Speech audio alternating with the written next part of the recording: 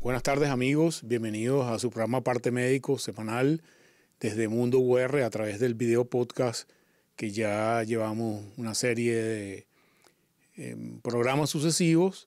Hoy vamos a hablar, como continuación de la semana pasada, parte de la vivencia de los pacientes en terapia intensiva, y un poco vamos a ver hoy una entrevista de un paciente querido a través de cómo vivió la vivencia de terapia intensiva.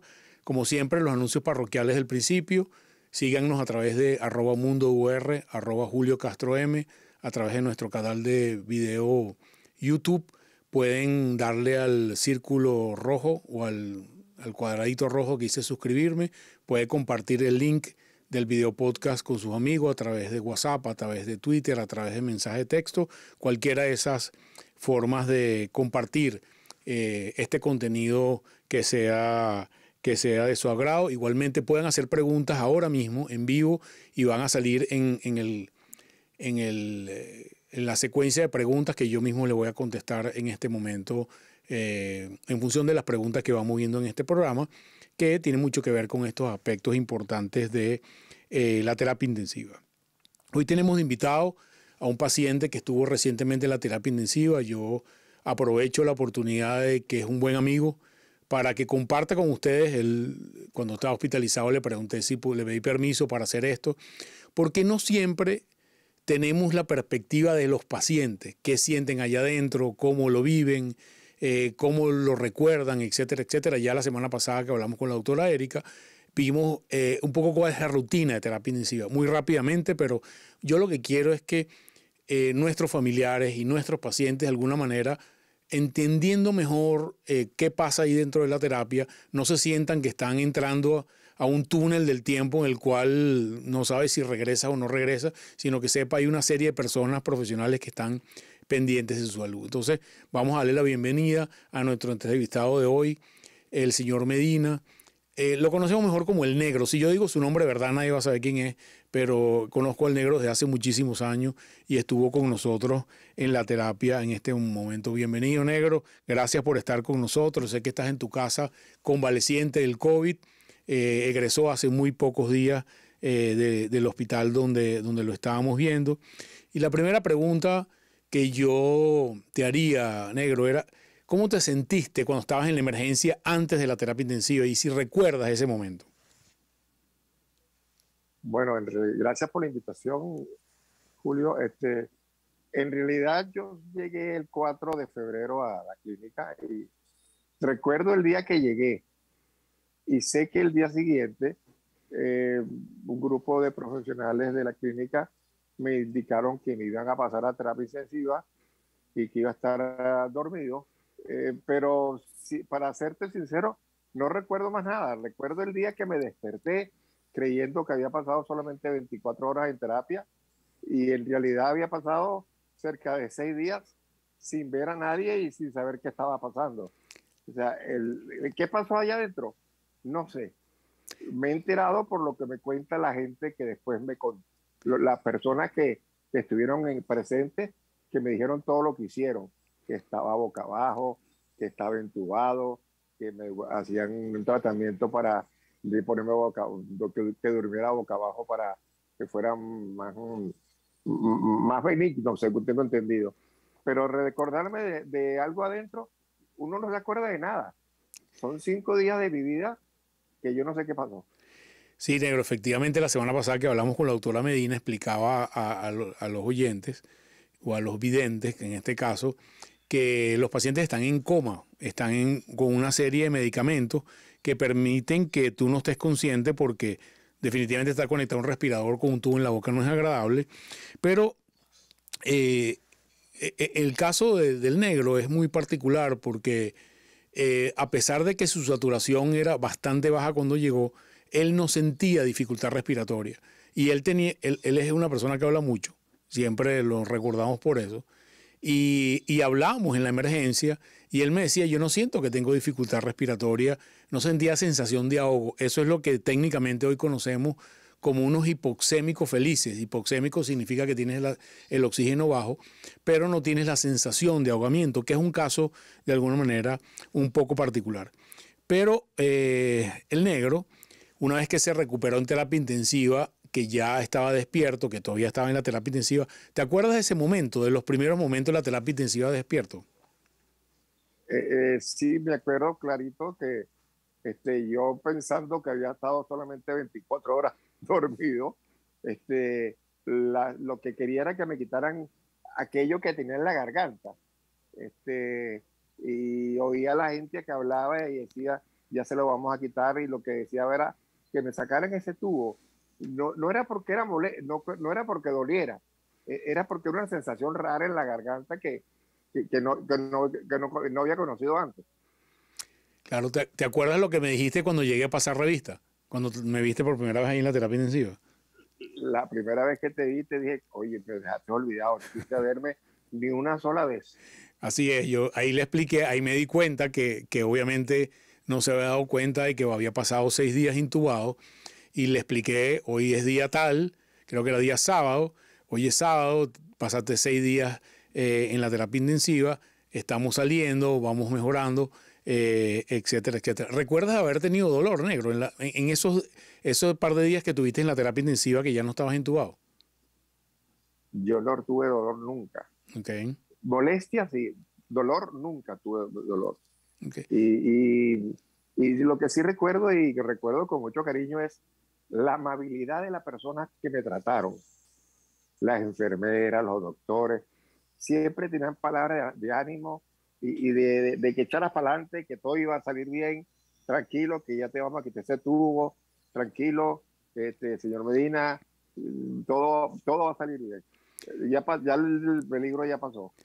¿Recuerdas haber tenido dolor en algún momento en ese día que tuviste en terapia intensiva? No, no recuerdo ningún dolor. ¿Te acuerdas todos los tubos y los cables que tenía? Bueno, eso sí, porque lo veía. Sé que después supe que tenía una sonda por la nariz, una sonda por donde me alimentaban por el nivel central, tenía una sonda para orinar. Estaba lleno de tubos por todos lados, pero yo no sabía. Me fui dando cuenta a medida que fue pasando el tiempo, a medida que pasaron los minutos. Y terminé de darme cuenta cuando llegué me sacan de terapia intensiva y me llaman a la zona al piso 3, que era cuidados no mínimos. ¿Cómo se llama el piso? Sí, cuidados mínimos. La habitación normal, pues. Sí. Eso es lo que me acuerdo. Cuéntame cómo estaba tu fuerza muscular. No. Bueno, yo no podía levantar ni el cepillo de dientes. Traté de tomar un vaso de agua y no podía ni llevarme el vaso de agua a la boca, porque no tenía coordinación ni de distancia ni de fuerza. Era increíble, y no entendía cómo era que no tenía fuerza para nada. No podía ni siquiera levantar la pierna. Y por supuesto, mucho menos levantarme en la cama. Claro. Mira, ¿cómo te sientas ahorita? Ahorita estoy ya en mi casa, convaleciente. Ya estoy caminando con la ayuda de un bastón. Sigo con mi terapia aquí con un familiar que me la está haciendo. Poco a poco saliendo adelante. Sé que es lento. Ya tengo mucho más movilidad en mis extremidades. Tengo más fuerza en los brazos y en las piernas. Pero aún así, todavía sé que falta es lento, pero todos los días siento que hay como un pasito hacia adelante. Así es. Lo que me mantiene siempre luchando y queriendo ir hacia adelante. Todos sí. los días siento que hay algo nuevo. Así es. Ejercicio que me ponían a inicio allá, que no podía ni siquiera levantar la pierna de la cama, ya lo hago con calma, y sin hacer mucho esfuerzo. Cuéntame algo, negro, ¿estabas vacunado? 3 veces. Así es. Sí, quizás me puse la... Sí, cuéntanos. Me puse primero la rusa, me puse la rusa, nunca llegó la segunda rusa, y me acuerdo que hablé contigo, ¿te acuerdas? Sí. Y te pregunté si podía ponerme la china. Inmediatamente me puse la primera dosis de la china, me puse la segunda dosis, y ahora me toca la tercera, que no sé si debo ponérmela, porque la tercera me toca entre 2 o 3 semanas. Así es, vamos a hablar de eso después. Ahí me tendrás que decir tú, así es, ¿voy o no voy? Así es.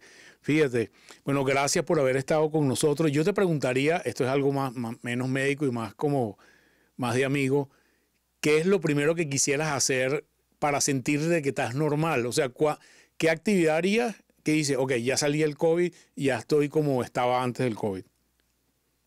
Quiero volver a mi trabajo. Quiero volver al campo de golf a seguir a los muchachos jugando y, de ser posible, yo jugar aunque sea una ronda de 9 hoy.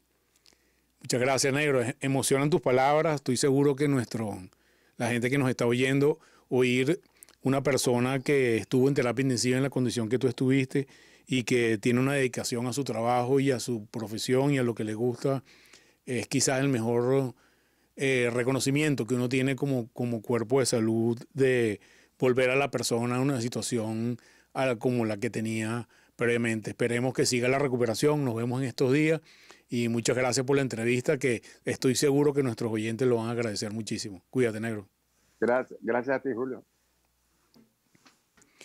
Bueno, amigos, teníamos ahí una vivencia de primera mano de uno de nuestros queridos pacientes que pasó por la terapia intensiva, y un poco yo quería expresarles, o quería tratar de una manera educativa, tratar de hacerles entender un poco por qué la gente se complica y cuáles son los determinantes de que las personas fallezcan en terapia intensiva. La mayoría de las veces, cuando el paciente ingresa en terapia intensiva, le decimos a los familiares, porque es la probabilidad mundial que una vez que estás en terapia intensiva conectado a un respirador, la probabilidad de muerte está cercana al 50%. Es decir, uno tiene 50% de probabilidad de salir vivo, como fue en el caso de nuestro paciente, tiene 50% de no salir vivo de la terapia intensiva. Y de alguna manera quiero explicarles con este gráfico cuáles son los determinantes de por qué las personas fallecen durante la terapia intensiva. En general nos preguntan que si esta variante es más mortal que la otra, etcétera, etcétera. Le voy a explicar un poquito con ese gráfico. Ese gráfico es el número de personas fallecidas por semana desde que empezó la epidemia hasta el domingo de la semana pasada. Entonces, eso nos da una idea. Claramente, ustedes ven ahí varios lomos o varios picos. El pico de la variante originaria, después el pico de la variante originaria cuando la primera es Asia, la segunda es Europa y Estados Unidos, posteriormente Delta, que sería este pico que está aquí, y ahora Omicron. Entonces, uno de los elementos que no entendemos o que quiero hacerles entender es que no todas las variantes tienen la misma letalidad. Hay variantes más letales y menos letales. Pero además de eso, en este camino, los médicos empezamos a entender mejor la enfermedad y de alguna manera la proporción de enfermos totales de alguna manera presiona para que tengas más fallecidos o menos fallecidos. ¿Cómo pasa esto? Bueno, porque si usted está en el momento y usted se enferma gravemente en el pico, en estos picos altos, ¿ok? Y usted va a la emergencia de un hospital en cualquier parte del mundo y encuentra que la emergencia está abarrotada, que usted puede requerir una cama de terapia intensiva o una cama de emergencia y puede ser que no haya una cama disponible y a lo mejor tiene que ir a otro hospital o se queda en ese hospital y puede ser que no entre a la unidad de terapia intensiva porque simplemente no hay camas disponibles y a lo mejor usted está en una cama que no es de terapia intensiva con cuidados subóptimos de lo que usted debería tener por una razón simple: hay más pacientes o pacientes más graves que usted. Y esta afluencia de pacientes muy intensa en los momentos de los picos hace que la mortalidad aumente porque la calidad de la atención que le damos a los pacientes por estas razones empieza a disminuir. Entonces, no es lo mismo, uno no tiene la misma probabilidad de morirse cuando necesitas terapia intensiva en el momento que estás en una situación baja como esta, o en una situación baja como teníamos en julio, o en una situación medio baja como tuvimos en noviembre, de que uno necesite terapia intensiva y cuidados especiales cuando estás en el momento de máxima cantidad de pacientes en los hospitales. Entonces, no solamente las variantes determinan la mortalidad, no solamente el país en el que estás, que tiene más recursos o menos recursos, no solamente el momento de la epidemia genera la mortalidad, sino que hay una serie de factores que de alguna manera están determinando cómo se produce esa enfermedad en nuestro contexto de la situación. Otro de los elementos que quiero comentar ya para ir terminando es que hay pacientes que por diferentes razones nos dicen a los médicos: yo no quiero que me intuben, ¿ok? conscientemente, sabiendo lo que eso representa, una persona que requiere conectarse a un respirador y no se intuba muy probablemente fallece. Y de alguna manera respetamos esa decisión consciente de un familiar o de un paciente que ya a priori toma una decisión porque simplemente no quiere que lo conecte a un respirador, no quiere tener ayuda artificial, y eso es algo que los médicos debemos respetar.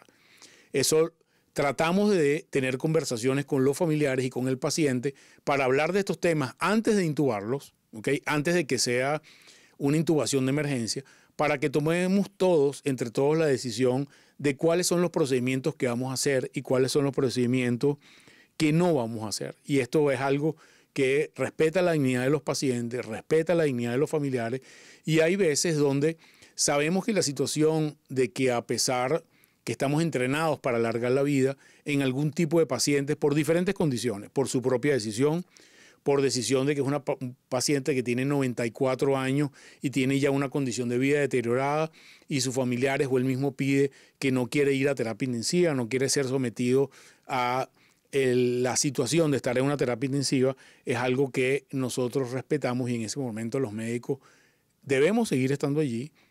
Nos quedamos acompañando a los familiares y a los pacientes, y quizás nuestra labor en ese momento implica acompañarlos en ese trance de una decisión o de esos momentos finales hasta que los signos vitales finalizan con ese paciente. Es decir, creo que buena parte de la decisión de apoyar a los pacientes implica respetar su dignidad, y es algo de lo que hacemos todos los días, y tratamos de hacerlo de la manera más justa posible y de la manera más digna posible, porque esto, a pesar de que no está escrito en los libros, es parte de lo que para nosotros debe ser la práctica diaria, y intentamos hacerlo todo el tiempo. Amigos, no me queda sino llegar a lo que siempre hacemos, el estatus de la situación país, de la situación nacional, con los datos que habitualmente compartimos con ustedes, y para eso vamos a ver los siguientes gráficos. Primero vemos la lámina que refleja la tendencia de casos a nivel mundial, con una quinta semana ya de disminución de los casos progresivamente. La semana que termina este domingo pasado, 27 de febrero, termina con un total de nuevos casos de 10 millones a nivel mundial en la semana, y veníamos de una semana de 13 millones en la semana previa, lo cual significa un descenso importante. En el caso mundial, un total acumulado de 5.900.038 fallecidos a nivel mundial. Esas son buenas noticias para todos, dado la disminución progresiva de los casos a nivel mundial. En la otra lámina, que vemos la situación de Venezuela, refleja una dinámica parecida. Ya tenemos la cuarta semana de disminución de casos. La última semana terminó con 3.700 casos y veníamos la semana de 5.800 casos, y empieza a bajar el número de fallecidos en Venezuela también. Estos son los datos oficiales según los datos de PCR a nivel nacional y el reporte de fallecidos del Ministerio de Salud en Venezuela. No puedo dejar de pasar la oportunidad para decirles que, a pesar de que los casos están bajando en el mundo entero y en Venezuela, todavía las personas que se enferman, aún en esta condición de bajada, tienen posibilidades de enfermarse gravemente o morir producto de la enfermedad. Así es que las medidas de seguridad, de control y de evitar la transmisión deben mantenerse a pesar de la baja en el número de casos a nivel mundial. Bueno, amigos, ya para despedirnos, los mensajes regulares de despedida. Espero que se suscriban al canal de YouTube, hagan comentarios en la caseta de los comentarios y hagan preguntas que responderemos en vivo, y puedan compartir este contenido con sus amigos. Los esperamos que sigan a Mundo UR, que nos sigan por las redes sociales, @Mundo UR, @Julio Castro M por Instagram y Twitter, y a través del canal de YouTube de UR. Nos vemos la semana siguiente, y un gran placer haber estado con ustedes. Cuídense mucho.